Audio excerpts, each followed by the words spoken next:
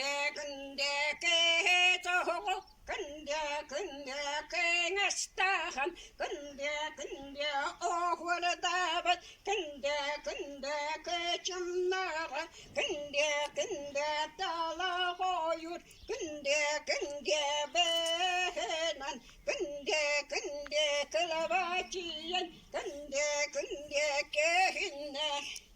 Günde kinitki, günde keçayen, günde istemik, günde solar dara, günde dedi oyur, günde beğenen, günde yereliyen, günde kehinne.